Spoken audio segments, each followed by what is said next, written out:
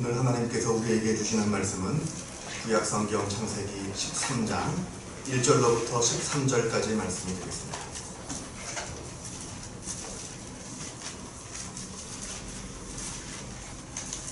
제가 갖고 있는 성경으로 구약성경 16면에 있습니다.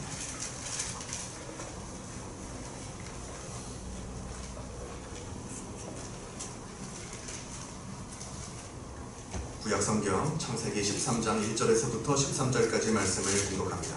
이 계시의 말씀을 공독할 때에 살아계신 하나님의 음성을 다 함께 들으실 수 있기를 바랍니다.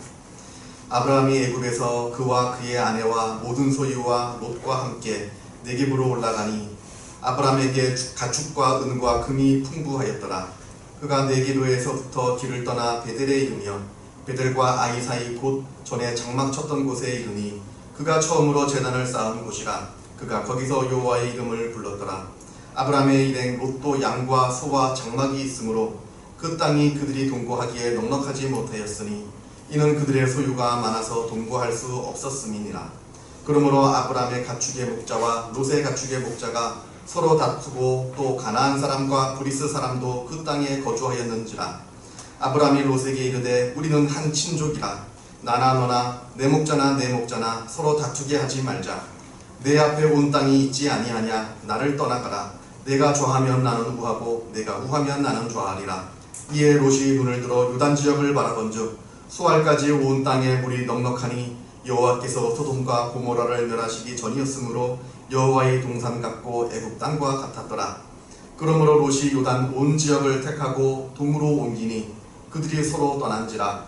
아브라함은 가나안 땅에 거주하였고 롯은 그 지역의 도시들에 머무르며 그 장막을 옮겨 소돔까지 이르렀더라. 소돔 사람은 여호와 앞에 악하며 큰 죄인이었더라. 아멘. 우리가 살고 있는 인생이란 수많은 선택의 연속이다라고 말할 수가 있습니다. 그리고 지금까지의 그 수많은 선택들이 모이고 또 모여서 바로 지금의 나를 만들어왔습니다. 지금의 나라고 하는 존재는, 지금 내가 갖고 있는 이 모습은 지금까지 내가 살아오면서 내가 결정했던 그 수많은 선택들의 결과물이다라고 우리가 볼 수 있습니다. 거기에는 아주 중요한, 예를 들면 진로라든지 내가 앞으로 어떤 일을 해야 되는 그 진로라든지 아니면 결혼이라든지 하는 아주 중요한 선택의 순간도 있었을 것이고, 또 작게는 아침에 뭐 어떤 옷을 입고 나갈 것인가, 또 점심에는 내가 무슨 밥을 먹을 것인가, 이렇게 사서롭게 소소하게 결정 내린 그 결정들도 다 여기에 포함이 될 겁니다. 그래서 사람들은 이렇게 이야기합니다. 사람의 운명이라고 하는 것은 우연이 아니라 선택이다. 운명은 우연이 아니라 선택이다. 지금 나의 운명이라고 하는 것은 내가 예기치 못했던 그 우연의 사건들이 만들어낸 것이 아니라 지금까지 내가 살아오면서 내가 했던 그 수많은 선택들, 수많은 결정들, 그리고 그것이 크고 중요한 선택이었던 아니면 작고 사소로운 선택이었던 간에 그것들이 다 모여서 지금 나의 운명을 만들었다고 하는 말이 됩니다. 이런 의미에서 우리가 매 순간마다 무엇을 선택하게 되는데, 그때 어떻게 하면 우리는 지혜로운 선택을 할 수 있을까, 올바른 선택을 할 수 있을까 하는 물음을 갖게 됩니다. 이런 이야기가 있습니다. 어느 큰 부잣집 대감마님이 아주 먼 곳으로 여행을 떠나게 되었다고 합니다. 그래서 이때 그 집 하인들이 그 여행에 필요한 짐들을 다 짊어지고 함께 따라 나서야 되는데, 이때 어떤 짐을 짊어지고 갈 것인지 각자 그 짐을 선택하게 하였습니다. 그래서 어떤 짐이 가볍고 어떤 짐이 좀 작고 좀 들기가 좀 편할 것인가, 이렇게 한참을 고르고 있는데 이때 어느 머슴 하나가 가장 크고 가장 무거운 짐을 떡하니 선택해서는 그걸 턱 짊어지더라는 겁니다. 그래서 다른 머슴들이 그걸 보면서 참 미련한 사람이다, 이렇게 속으로 비웃었다고 합니다. 그런데 어떻게 된 일인지 여행이 지나면 지날수록, 여행을 하면 할수록, 시간이 지나면 지날수록 그 하인이 짊어지는 짐이 점점 가벼워지고 점점 작아지는 겁니다. 왜냐하면 그 머슴이 짊어진 짐은 바로 식량이었습니다. 다른 사람들이 다 먹어치웠거든요. 그러니까 점점 가벼워지는 짐을 짊어졌다라고 합니다. 지혜로운 선택을 한다는 것은 쉬운 일은 아닙니다. 어렵습니다. 우선 멀리 내다볼 줄 알아야 됩니다. 눈앞에 있는 이익으로 결정을 해서는 낭패를 보기 쉽습니다. 멀리 내다봐야 합니다. 또 본질을 꿰뚫어 볼 줄 알아야 합니다.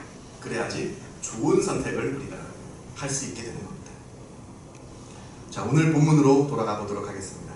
오늘 본문은 아브라함과 조카 롯이 이제 큰 부자가 되어서 이제 롯이 삼촌 아브라함으로부터 독립하는 그런 이야기가 됩니다.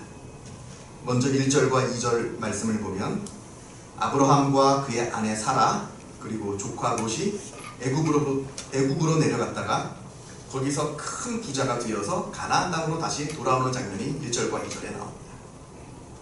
우리가 이 내용을 좀 잘 이해하려면요, 우리가 바로 앞에 있는 창세기 12장의 이야기를 좀 살펴봐야 하는데요, 바로 앞에 있는 창세기 12장을 보면 하나님께서 아브라함을 부르시는 장면으로 시작됩니다.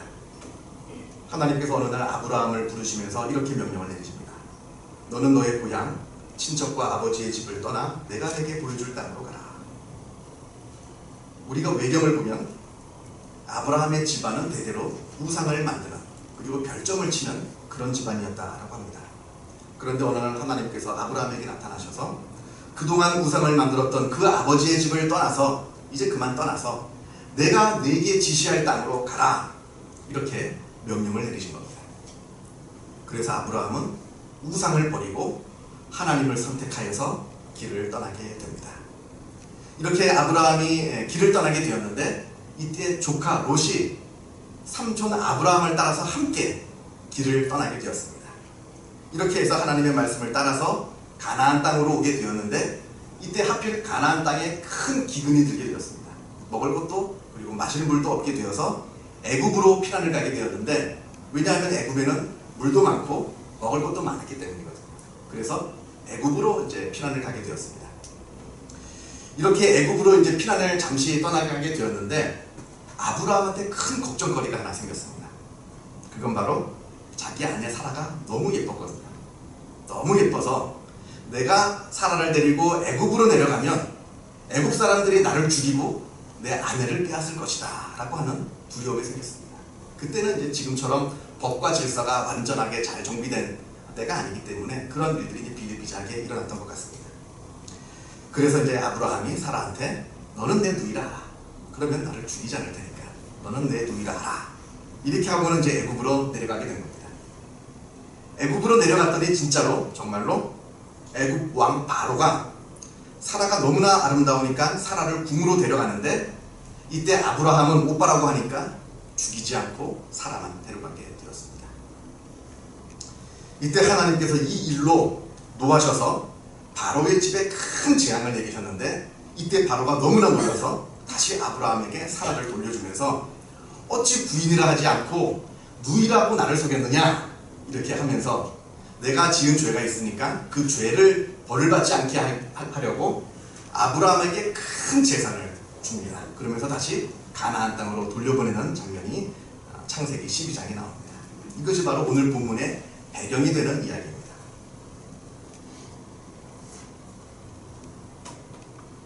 이 애굽에서 벌어진 사건에 대해서는 제가 할 말이 많습니다만 오늘은 그냥 넘어가도록 하겠습니다.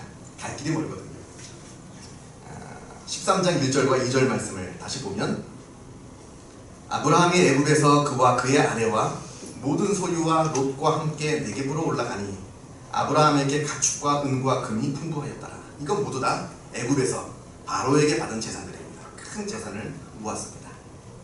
이제 아브라함이 애굽에서 큰 부자가 되어서 다시 가나안 땅으로 돌아왔는데, 그런데 아브라함은 자기가 받은 그 재산을 자기 혼자 소유하지 않고 상당수를 자기 조카 롯에게 나눠줍니다. 이게 쉬운 일은 아닙니다. 그렇죠? 내가 받은 재산인데 그 재산의 상당수를 조카 롯에게 띄워주는 겁니다.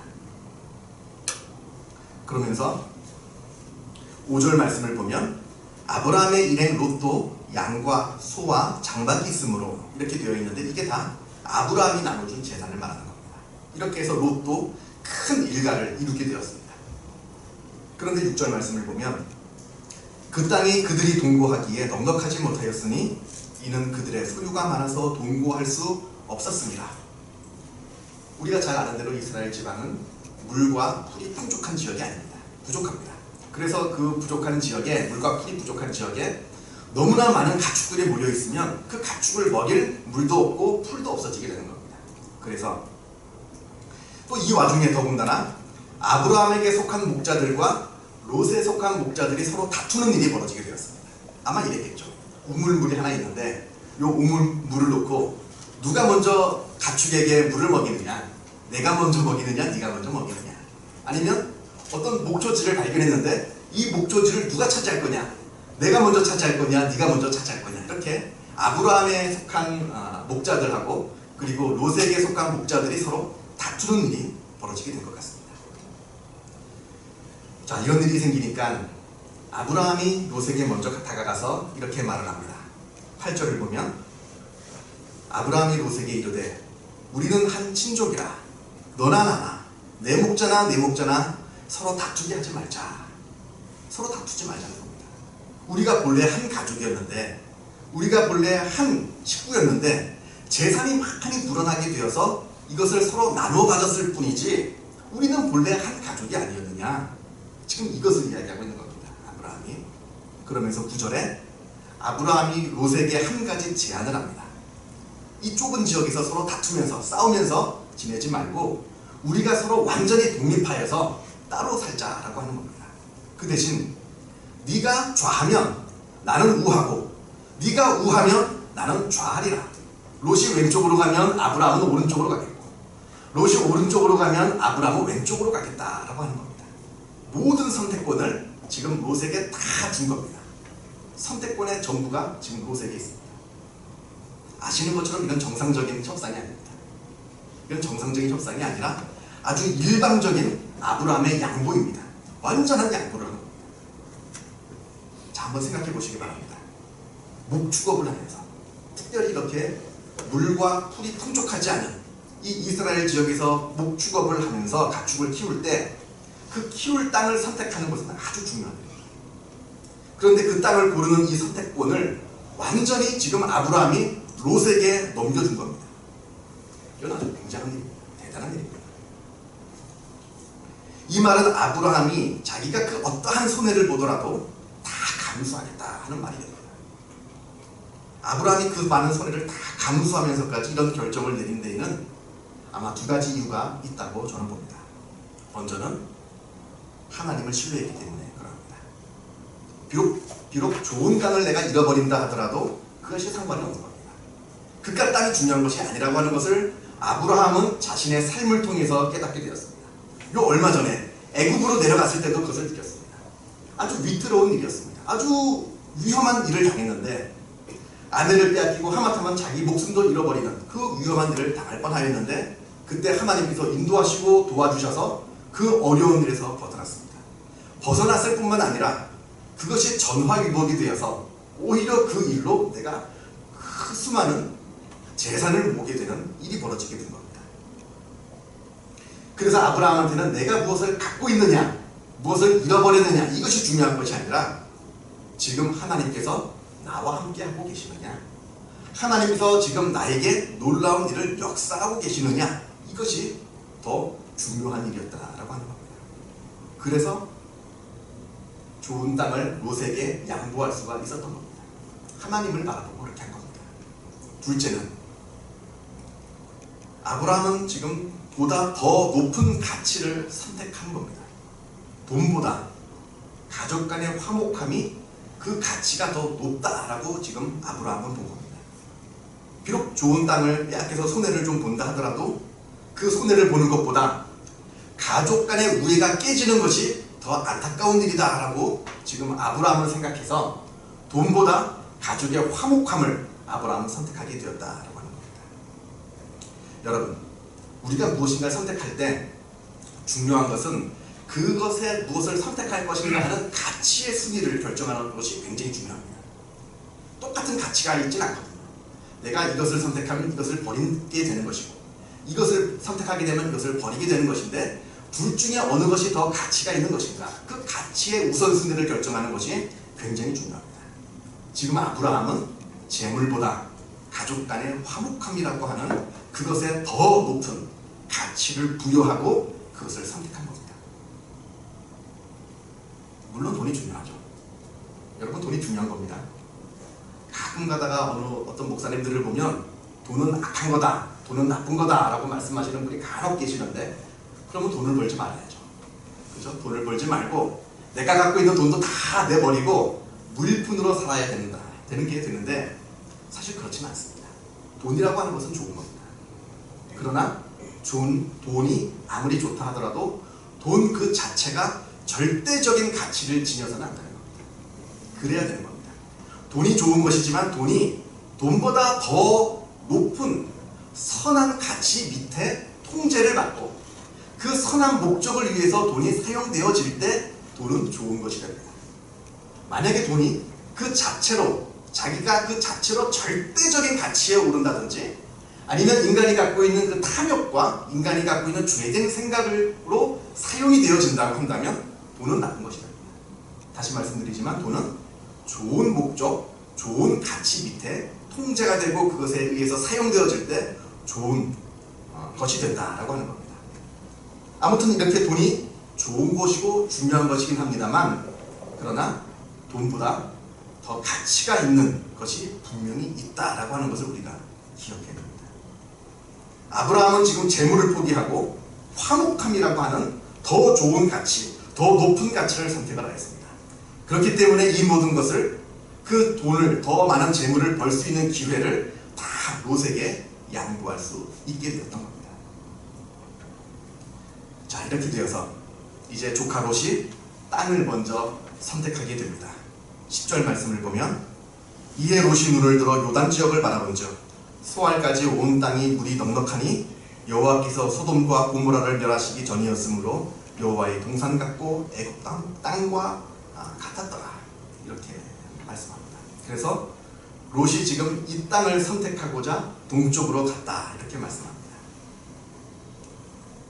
여러분, 지금 롯이 땅을 선택한, 롯이 무엇인가를 선택한 그 선택의 기준이 무엇입니까? 지금 롯이 무엇을 보고 그 땅을 선택한 것입니까? 롯이 그 땅을 선택한 그 유일한 기준은 바로 물질이었습니다. 돈이었습니다.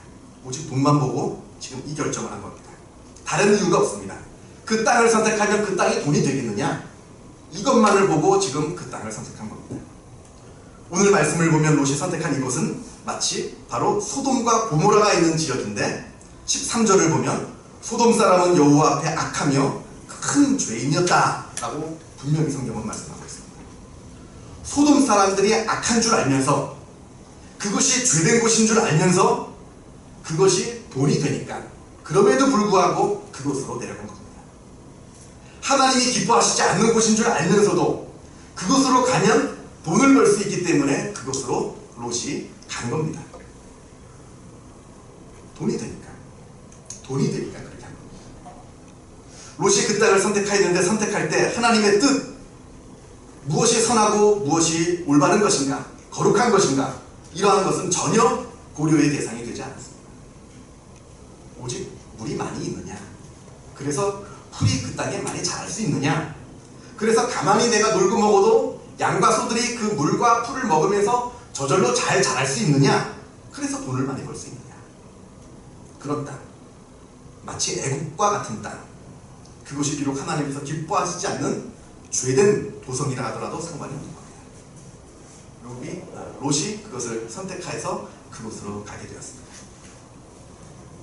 그런데 더 심각한 것은, 더 중요한 것은, 그렇게 그곳을 선택해 놓고서는 그곳이 마치 하나님께서 주신 땅인 양, 하나님께서 기뻐하셔서 나에게 은혜로 선물로 주신 땅인 양 거짓으로 그것을 포장하고 있다라고 하는 겁니다. 스스로를 지금 속이고 있는 겁니다. 이곳이 마치 여호와의 동산 같다라고 합니다. 죄된 땅, 하나님이 미워하시는 땅으로 가면서 이곳이 지금 여호와의 동산 같다라고 지금 말하고 있는 겁니다. 스스로를 지금 속이고 있는 겁니다. 실제로 하나님께서는 기뻐하시지 않는 곳임에도 불구하고 스스로 하나님께서 복 내려주신 곳이다, 이렇게 자기를 속이고 있는 겁니다. 자, 그런데 여러분, 우리가 지금 분명히 알아야 할 것은, 내가 비록 나 자신을 속일 수 있을지 몰라도 우리가 하나님은 속일 수 없다라고 하는 겁니다. 스스로 속이지 말라. 하나님은 업신여김을 받지 아니하시나니 사람이 무엇으로 심든지 그대로 거두리라. 롯이 지금 그 땅을 선택하였습니다. 그리고 그 땅을 선택한 결과는 우리가 조금 더 뒤로 가보면 창세기 19장에 나오게 되는데, 우리가 잘 아시는 것처럼 소돔이 멸망하게 된 겁니다. 롯이 선택하여서 들어간 그 탐욕의 도시, 그 소돔이 그 죄악으로 말미암아 멸망당하게 되었습니다. 자, 이제 아브라함으로 다시 돌아와서, 그렇다면 아브라함은 어떻게 되었겠습니까? 쫄딱 망했겠습니까? 그 땅을 빼앗겨서? 우리가 다 읽지는 못했는데요, 14절부터 보게 되면 롯이 떠나간 후에, 롯이 소돔의 땅을 선택하여서 그곳으로 떠나간 후에 아브라함의 이야기가 계속해서 나오는데, 14절에 롯이 아브라함을 떠난 후에 여호와께서 아브라함에게 이르시되 너는 눈을 들어 너 있는 곳에서 북쪽과 남쪽 그리고 동쪽과 서쪽을 바라보라, 이렇게 말씀을 하십니다. 그러면서 이 땅을 다 너에게 주겠다, 이렇게 하나님께서 약속을 하십니다. 너는 일어나 그 땅을 종과 횡으로 두루 다녀보라. 내가 그것을 너에게 주리라. 그랬더니 아브라함이 거기서 여호와를 위하여 제단을 쌓았다라고 하면서 아브라함이 하나님께 감사와 찬양을 올려드리는 장면을 우리가 보게 됩니다. 여러분, 선택이 사람의 운명을 만든다고 합니다. 그렇다면 여러분은 어떤 선택을 하시면서 사시겠습니까? 그리고 여러분이 선택하는 그 선택이라고 할 때, 선택이라고 하는 것에 그 선택의 기준은 무엇이 되어야 되겠습니까? 사람이 무엇으로 심든지 그대로 거두리라. 자기의 육체를 위하여 심는 자는 육체로부터 썩어질 것을 거두고 성령을 위하여 심는 자는 성령으로부터 영생을 거두리라. 기도하겠습니다. 사랑과 은혜가 충만하신 하나님 아버지, 감사합니다. 하나님께서 우리와 늘 동행하여 주시고 우리를 늘 선한 길로 인도하여 주심에 주님의 은혜에 감사를 드립니다. 그러나 우리가 우리의 삶을 살아갈 때 우리가 하나님께서 베풀어 주시는 그 자유의 힘으로 우리가 무엇인가를 선택하는 기회가 많이 있습니다. 아버지여, 우리가 선택을 할 때 바른 선택을 하게 하여 주옵소서. 아버지여, 무엇이 참된 선택이고 선한 선택인지 분별할 수 있는 지혜를 주게 하여 주시옵고, 우리가 멀리 보게 하여 주옵시고 본질을 보게 하여 주셔서 우리가 늘 하나님께서 기뻐하시는 선택을 하게 하여 주옵시고, 우리가 하나님께서 기뻐하시는 것을 심게 하여 주셔서 하나님께서 기뻐하시는 결과를 얻는 하나님의 귀한 자녀로서의 삶을 살 수 있도록 역사하여 주시옵소서.